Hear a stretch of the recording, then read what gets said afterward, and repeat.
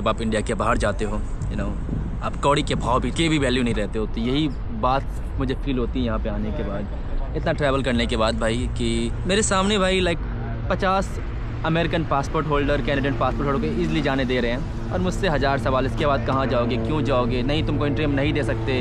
उसने मेरे को पता है क्या बोला, मैं तुमको एंट्री नहीं दूंगा। फिर मेरे को आ गया गुस्सा कि यार वीज़ा फ्री क्यों है, हटा दो वीज़ा फ्री, हटा दो। फिर बोलो इंडिया के लोगों को पासपोर्ट लेके आने के लिए, वैसे वीज़ा लेके आने के लिए वीज़ा फ्री हटा दो। मैंने उनको ये बोला, ठीक है अगर तुम इतना प्रॉब्लम कर ही रहे हो तो वीज़ा फ्री हटा दो। हाँ सबका हटा देगा नहीं, आप हटाना है तो हटा ही दो पूरा, कि सबका बोलो इंडिया से लेके आए अमेरिका का वीज़ा, अमेरिका वीज़ा पे फ्री करो। यहाँ पे ना एक्चुअली जो बारबाडोस के अंदर है आपको किसी वीज़ा की ज़रूरत नहीं होती। यूएस, यूके, कनाडा किसी चाहिए नहीं। इंडियन पासपोर्ट पे बारबाडोस वीज़ा फ्री है।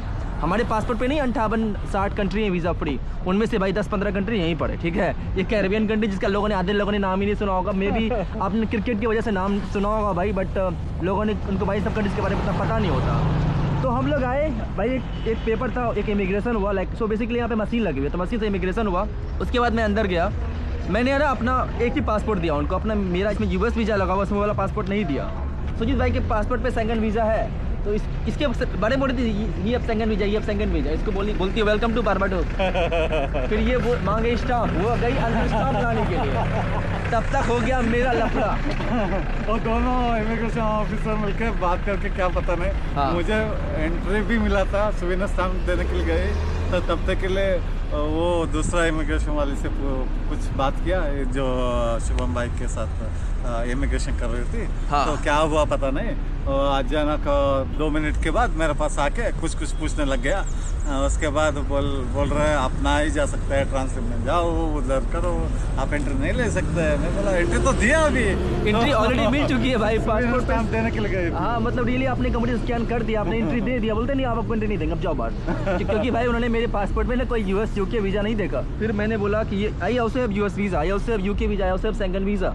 ऐसा नहीं कि मेरे पास नहीं है, ठीक है। तो फिर दूसरा पासपोर्ट लेके गया मेरा, फिर पता नहीं उसका एक सीनियर आया, ये वो काफ़ी दिमाग ख़राब किया, बोला नहीं जा सकते, नहीं जा सकते। फिर एयरलाइन वाले को बुलाया भाई, एयरलाइन वाले हमारा बोर्डिंग पास लेके चले गए। तो भाई मुझे लगा कि पता है एकदम हमें मना कर दे कि नहीं जाएंगे। फिर मैंने बोला कि you don't why you doing racism with Indians, if you don't want to give visa free then say that do remove visa free for all Indian passport, that so that we can't even come, we need visa to come here then.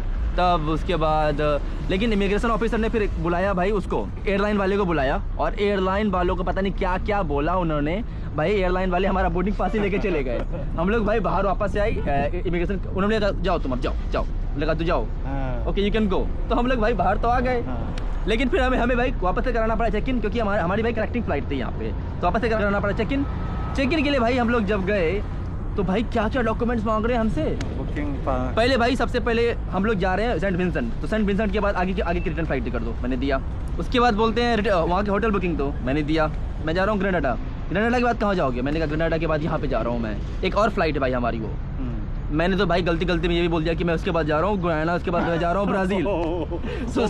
Sujit भाई की फट गई, इनके पास Guyana का visa नहीं है, मेरे पास Guyana का वीज़ा था, तो मैं बोल सकता कि मैं जा रहा हूँ बायलैंड गयाना से ब्राज़ील। लेकिन एंड द एंड उन्होंने फिर गयाना सूरीनाम के बारे में इतना कोई खास नहीं पूछा, बहुत सारे हमसे सवाल वगैरह किए। मुझे लगता है कि उस इमिग्रेशन ऑफिसर ने भाई एयरलाइन स्टाफ को जाके ये बोला होगा कुछ ये करो, इसको तंग करो, तंग करो, वो ये पूछो देखो कहाँ से पकड़ सकते हैं बोल के। पकड़ने के लिए कुछ भी नहीं था उन लोग को। तो